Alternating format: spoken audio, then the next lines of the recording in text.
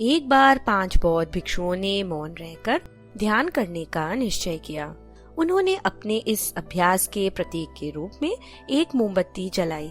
यह मोमबत्ती उन्हें याद दिलाती रहेगी कि उन्हें बिना कुछ बोले मौन रहकर सिर्फ ध्यान करना है।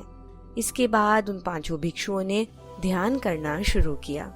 पहले दिन की रात होते होते मोमबत्ती की लौ तेज हुई और फिर वह बुझ गई। यह देखते ही पहला भिक्षु हठात बोल पड़ा, अरे यह मोमबत्ती तो बुझ गई।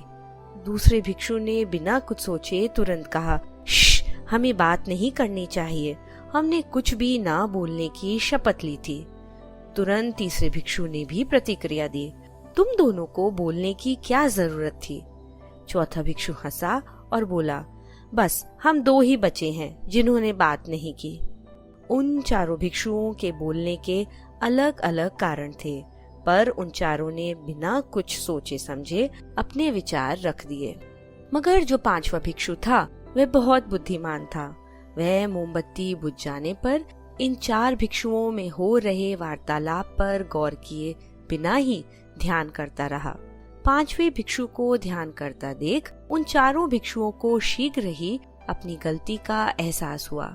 इस तरह उस 5वें भिक्षु ने बिना एक शब्द बोले उन 4 भिक्षुओं को अपनी भूल का एहसास करवा दिया, जो कि वो 4 बोलकर भी एक दूसरे को नहीं करवा पाए। मित्रों, बिना कुछ सोचे समझे और जरूरत से अधिक बोलने पर हमें लोगों के सामने अक्सर शर्मिंदा होना पड़ता है। इसलिए जब जरूरत हो और जितनी जरूरत हो हमें उतना ही बोलना चाहिए।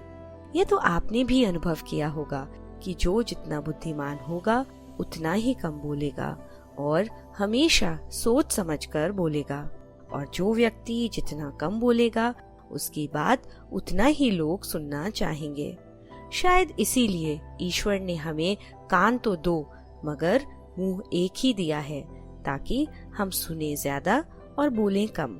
एक समझदार व्यक्ति की यह भी पहचान है कि वह बिना मांगे सलाह नहीं देता। यह तो तय है कि बिना मांगी सलाह का कोई मूल्य नहीं होता और ना ही सामने वाला उस सलाह को मानता है।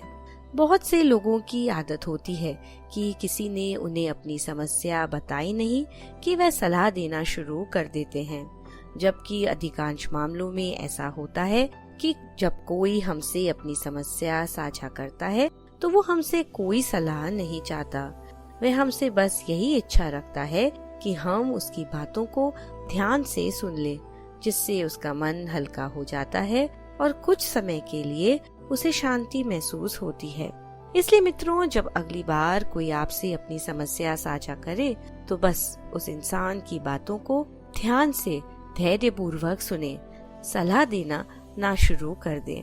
सलाह तभी दें जब आपसे मांगी जाए, और वैसे भी बिन मांगी सलाह का कोई मोल नहीं होता, चाहे वो कितनी भी अनमोल ना हो। हमें कमेंट करके जरूर बताएं कि आपको ये कहानी कैसी लगी। लाइक बटन जरूर दबाएं और ऐसी इंस्पायरिंग कहानियाँ सुनने के लिए इस चैनल को सब्सक्राइब करें। नई कहानियों के नोटिफिकेशन के लिए बेल आइकन दबाना ना भूलें।